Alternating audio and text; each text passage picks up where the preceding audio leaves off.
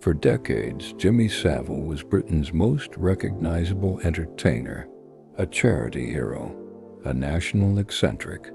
Few questioned him, fewer challenged him. Behind the grin and gold jewelry, a hidden truth operated freely, protected by silence. Born in Leeds in 1926, Savile reinvented himself early. From coal mining to dance halls, he learned how attention worked, how noise distracted, how charm disarmed, and how notoriety could become armor. Savile didn't just perform, he constructed a character. Loud, bizarre, untouchable. The more ridiculous he appeared, the less seriously people took rumors. It was misdirection perfected long before fame fully arrived. Television transformed Savile into a national fixture. The silver screen welcomed him as family. Access followed: studios, offices, corridors, children. Fame removed barriers, and institutional trust replaced basic safeguarding instincts. By the 1970s, Savile was everywhere. Primetime television, children's programming, radio. Parents trusted him. Institutions deferred to him. Power accumulated quietly, disguised as eccentric harmlessness. Savile raised millions for hospitals and causes. Charity became his strongest defense. Questioning him meant questioning good works. Donations bought access, silence, and gratitude, an unassailable moral disguise. Hospitals granted Savile near-total freedom. Wards, rooms, vulnerable patients. No supervision, no safeguarding. The same trust that celebrated his generosity gave him unchecked proximity to those least able to resist. Rumors surfaced early. Staff whispered. Individuals reported concerns. But allegations were dismissed as misunderstandings, jokes, or malice. Savile's status outweighed discomfort. Institutions chose reputation over responsibility. Children were particularly vulnerable. Schools, studios, hospital spaces meant to protect them, instead delivered them to Savile. Authority figures stepped aside. Adults failed where duty demanded intervention. The abuse followed patterns: isolation, intimidation, silence. Savile understood systems better than people realized. He exploited hierarchy, fear, and disbelief tools sharpened by decades of unchallenged behavior. Those who considered reporting feared consequences. Savile boasted of connections. Careers, reputations, livelihoods, everything felt at risk. Silence wasn't consent. It was survival inside powerful institutions. The press played its part. Savile generated headlines, ratings, and spectacle. Investigative instincts dulled in exchange for access. The entertainer was protected because he was profitable. Jimmy Savile died in 2011, publicly mourned and celebrated. Tributes poured in. Praise dominated headlines.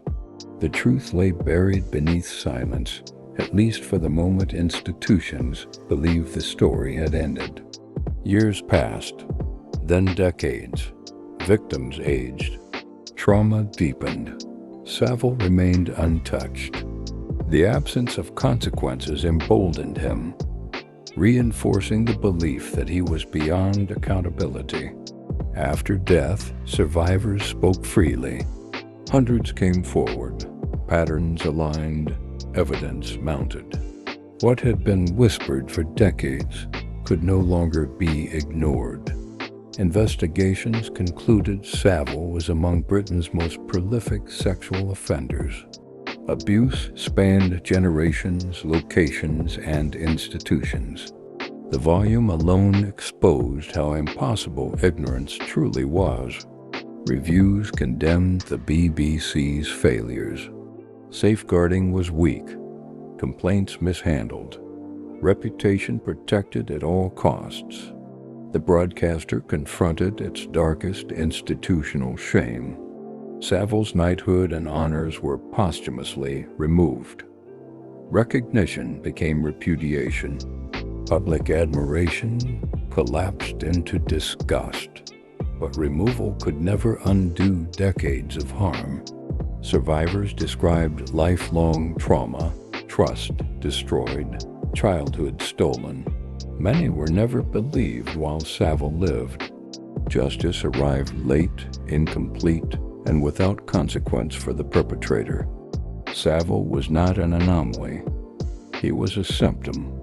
Power, celebrity, and institutional fear created an environment where abuse could thrive unchecked for generations. Disbelief protected Savile.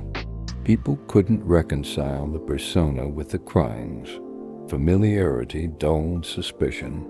The monster wore a smile everyone recognized. New policies followed. Safeguarding strengthened. Whistleblowing encouraged. But reform arrived only after devastation, proof that prevention fails when warnings are ignored. Britain confronted uncomfortable truths. Fame distorts judgment. Institutions protect themselves and abuse flourishes when silence is rewarded. Believing victims should have been simple. Instead, disbelief compounded harm.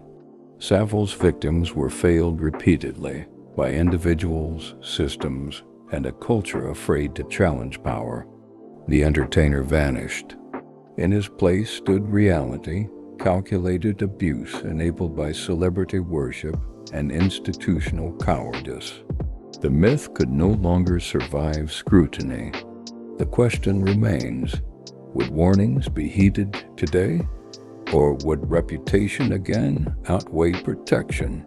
Savile's case tests every future institution claiming reform. This story is not Savile's. It belongs to those harmed, ignored, and silenced. Their voices forced truth into the open when institutions would not. Unchecked power corrodes systems. Savile exploited trust, access, and fear. Accountability arrived only when it could no longer punish, an indictment of delayed justice. Savile's crimes are a warning etched into history. Silence enables abuse. Deference destroys protection. Vigilance is not optional, it is essential. Jimmy Savile left no legacy worth preserving, only lessons paid for by suffering. Remembering him means refusing to repeat the conditions that allowed him to operate unchecked for so long. Like and subscribe for more true crime.